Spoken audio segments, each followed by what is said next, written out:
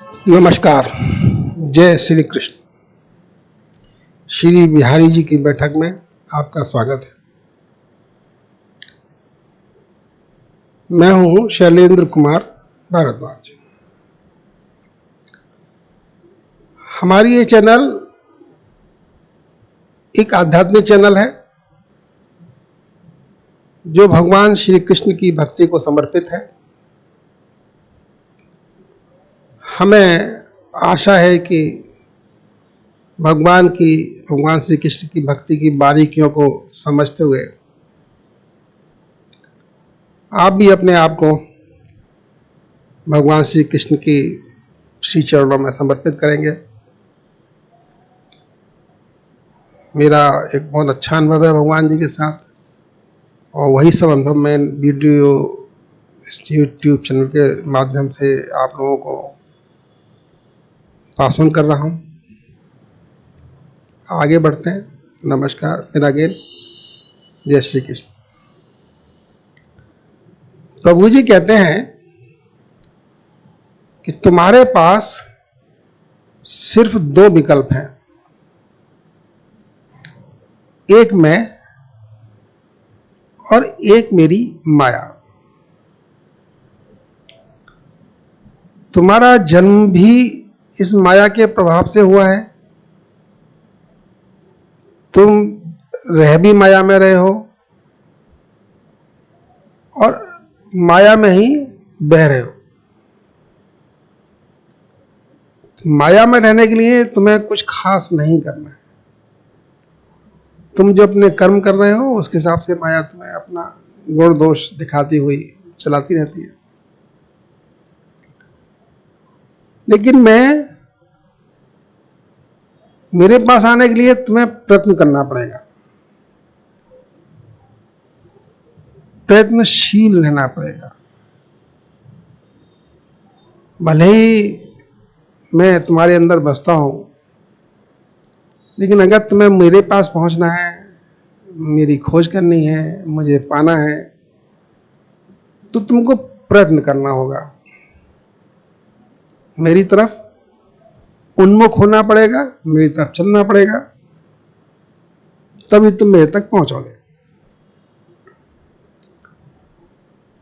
प्रभु की, क्योंकि माया प्रभु की है। माया शब्द जो है वो भारतीय सनातन दर्शन से लिया गया है। नाम आप ऐसा कुछ भी दे दीजिए, लेकिन माया का रूपांतर, माया का ट्रांसलेशन करना बहुत मुश्किल है। एक ऐसा प्रॉपर शब्द जो किसी अन्य भाषा में माया को निरूपित कर सके, ऐसा मेरी समझ में नहीं आता है। माया के वास्तविक अर्थ को किसी भी अन्य भाषा के शब्द द्वारा डिस्क्राइब नहीं किया सकता। माया प्रभु जी की है, ईश्वर की है, इसलिए माया भी देवी ही है।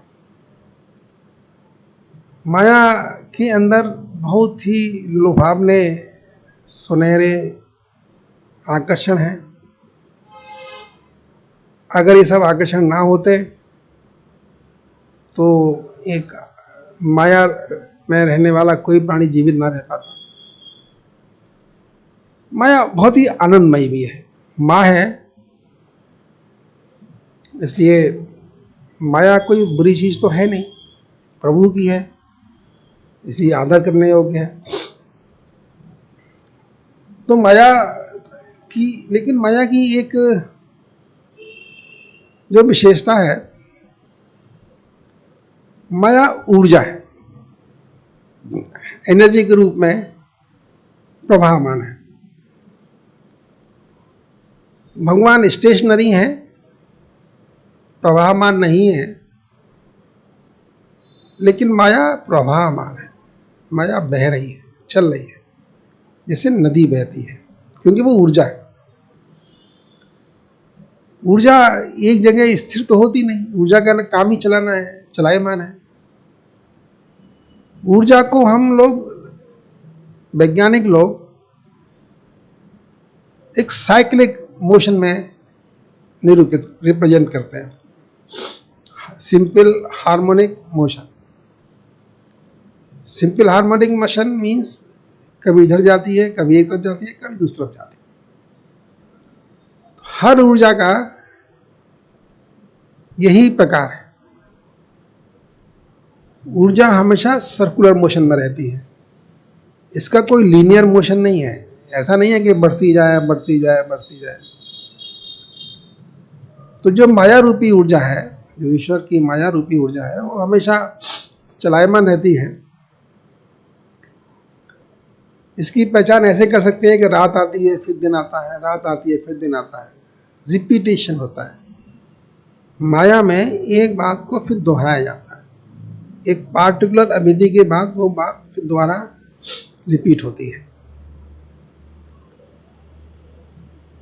सुख आते हैं तो सुख का दूसरा स्वरूप दुख भी आएगा। माया में ऐसा नहीं कि आप हमेशा सुखी रहें। अगर आपको सब सुख मिल भी जाए तब भी बहुत से दुख आपके जीवन में आ सकते हैं। बगैर दुख के सुख की कोई कल्पना नहीं है। सुख का जो प्रादुर्भाव है या सुख की पहचान है वो दुख से ही होती है। अगर दुखी नहीं तो सुख का है। इसलिए हम कितने भी सुखी हो, लेकिन बिना दुख के सुख कभी होता नहीं। सुख के लिए दुख का होना भी जरूरी है। तो माया का ये स्वरूप है, माया का ये रूप है। श्रीमद् भागवत में माया को एक ऐसी नदी से निरूपित किया गया है, तुलना की गई है, जो दोनों दिशाओं में बहती है। एक तरफ जाती है फिर वापस दूसरी दिशा में आती है। तो बेसिकली ये माया ऊर्जा का ही प्रोपेगेशन है। तो माया में हम रहते ही हैं, माया में पैदा हुए, माया में हमारी जिंदगी कटती है, माया में हम रह सकते हैं। सुख भी आते हैं, दुख भी आते हैं। और क्योंकि माया बहुत ही माता है ना, माँ है, सो हृदय है। वे जब दुख आते हैं तो फिर आपको साथ में लेकर सुख की तरफ ले जाती है, फिर सुख आते हैं तो साथ में लेकर दुख की तरफ नहीं आती, ले जाती। तो माया कोई खराब चीज नहीं है। अगर माया ना हो तो संसार ही ना हो। तो इसलिए संसार का जो प्रादुर्भाव है, संसार का जो स्वरूप नजर आता है, वो सब माया का ही प्रभाव है। छोटे बड़े कहीं भी चले जाइए, पशु पक्षी जीवन, हर जगह माया है। हर जगह मोह है, हर जगह भूख लगती है, हर जगह स्वाद है। तो माया से वंचित तो परे तो कोई जा नहीं सकता। लेकिन इस माया के, जो माया अनंत माया है, जो चारों तरफ फैली हुई है, सर्कुलर मोशन आप में माया को डिफाइन कर सकते हैं। तो माया के इस सर्कुलर रूप में,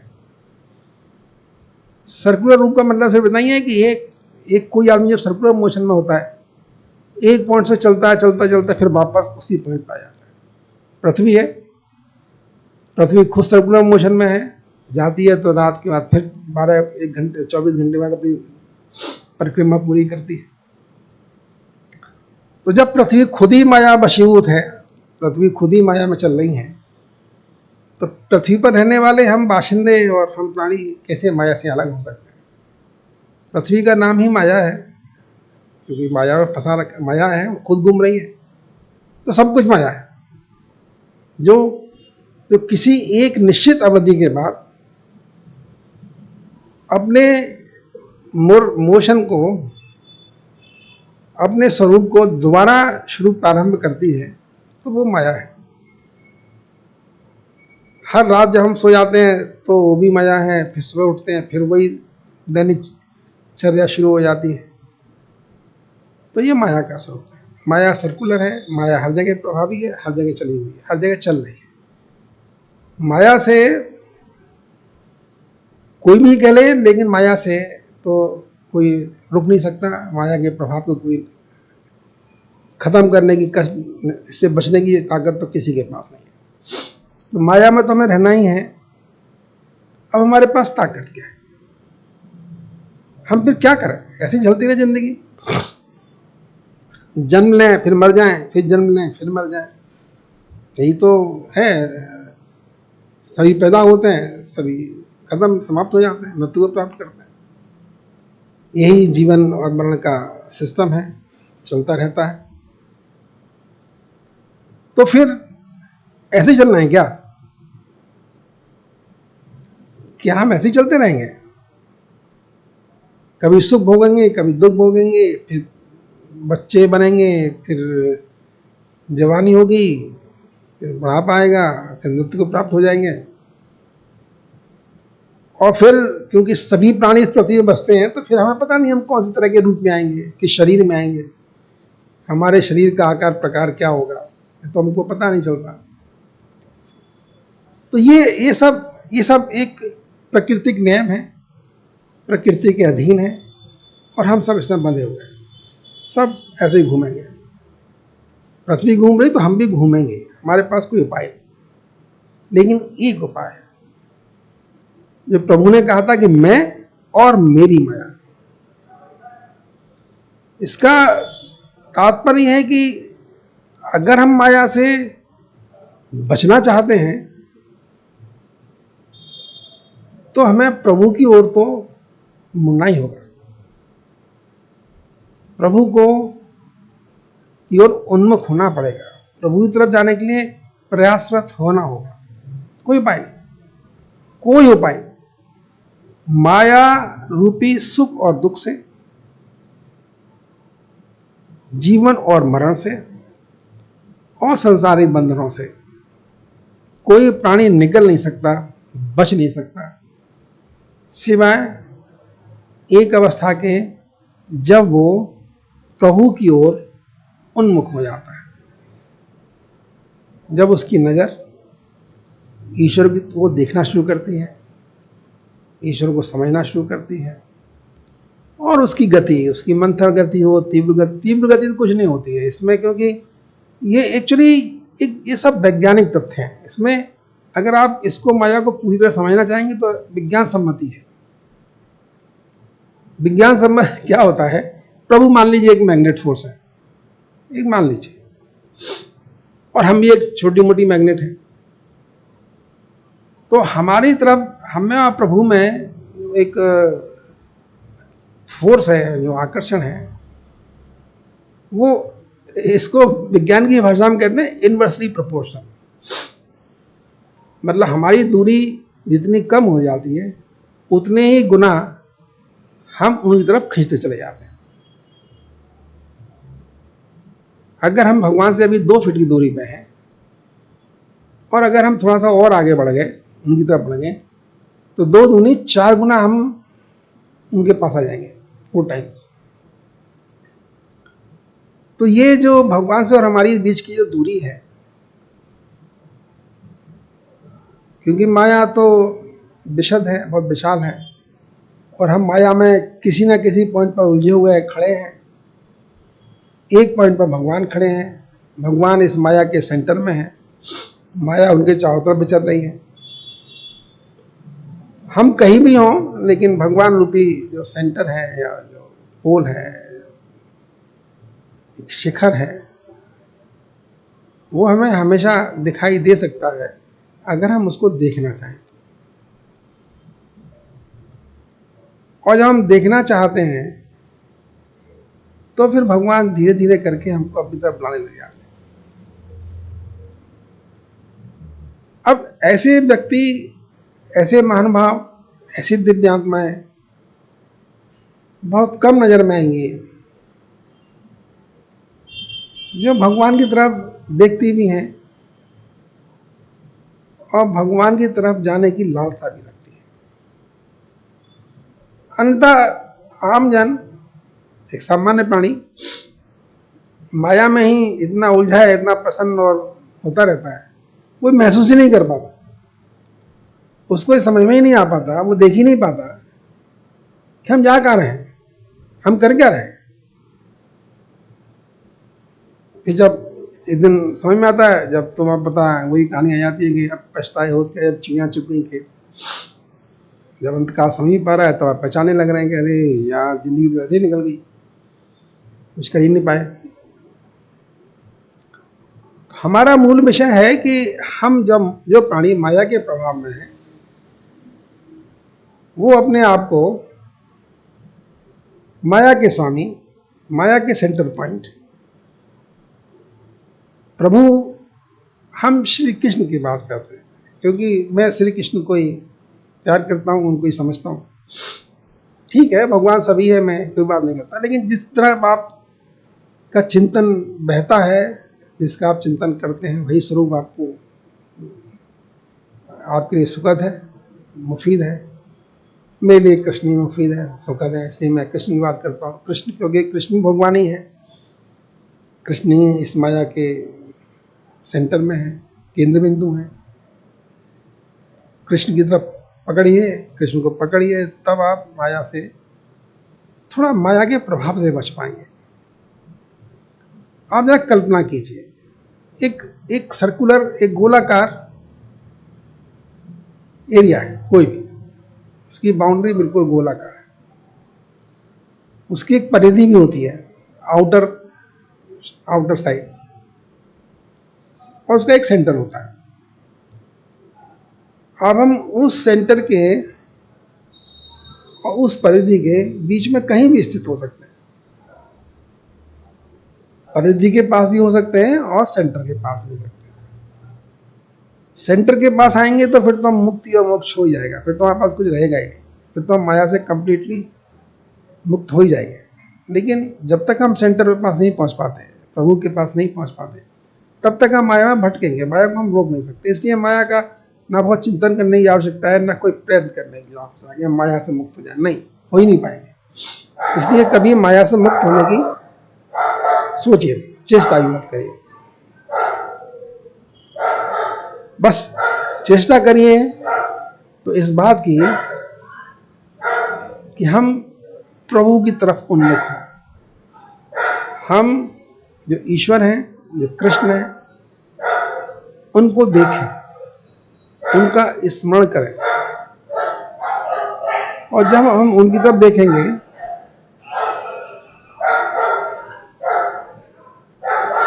उनका स्मरण करेंगे तो हमको शनै शनै उनके दर्शन का लाभ मिलना शुरू हो जाएगा, और हम एक आनंद की अवस्था में पहुंचते जाएंगे। एक बार एक संत थे, उन्होंने कहा था कि जब आप आत्म साक्षात्कार प्राप्त कर लेते हैं, जब आप अहम ब्रह्मास्मि की फीलिंग तक पहुंच जाते हैं, तब आप माँ जगदम्बे की गोद में बैठ जाते हैं। माँ जगदम्बे मीन्स आपकी समस्त इच्छाएं, आपकी समस्त आवश्यकताएं प्रकृति माँ पूरी करती है। तो हम तो यही कहेंगे जी कि आप, मेरी धारणा है, मेरा प्रयत्न है, मैं नहीं जानता, लेकिन मेरा प्रयत्न ही है कि प्रभु के का ही ध्यान रखना माया में उलझने से बेटर है। माया में उलझ के तो हम कहीं जाएंगे ही नहीं, वहीं चक्कर खाते रहेंगे। कोल्हू का बैल होता है ना, सुबह शाम तक घूमता रहता है, घूमता रहता है। हम ऐसे ही घूमते रहेंगे रात दिन के फेर में, जंजालों में, कुछ हासिल नहीं होगा। अंत में कोल्हू का जो बैल होता है सब कुछ हासिल नहीं होता, वो दिन भर चलता रहता है, रात को सोचता है कि यार चलो बहुत चल रही है, देखें मंजिल वहीं होती है, बात खुलती है तो वहीं खड़ा होता है। तो ऐसे में माया में उलझने के बाद तो हम कहीं पहुंचेंगे ही नहीं, सिवाय इसके कि हम बस अपना समय काटेंगे, पृथ्वी घूमती रहेगी, हम भी घूमते रहेंगे, जैसे कर्म करेंगे वैसा फल पाते रहेंगे, जीवन मृत्यु की श्रृंखला में हमेशा चलते रहेंगे। तो ये तो माया में चलने का प्रभाव है, सब हैं, चल रहे हैं, हम भी चल रहे हैं, सभी चल रहे हैं।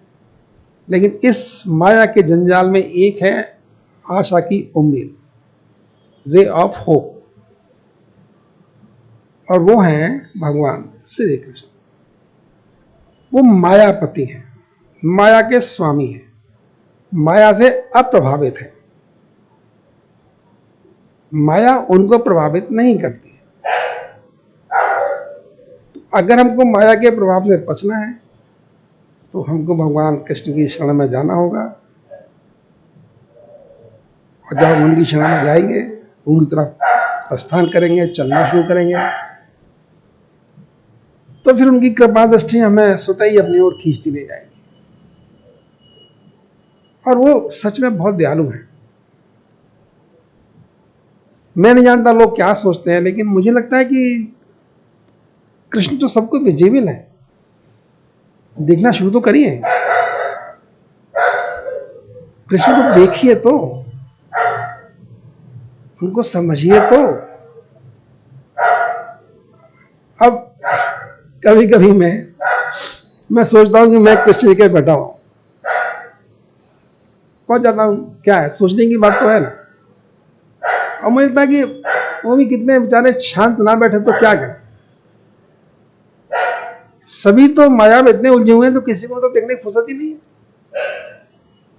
और जो उनकी और उनकी सेवा करने का दायित्व भी निभाते हैं, उनमें भी अधिकांश माया में ही फंसे हैं।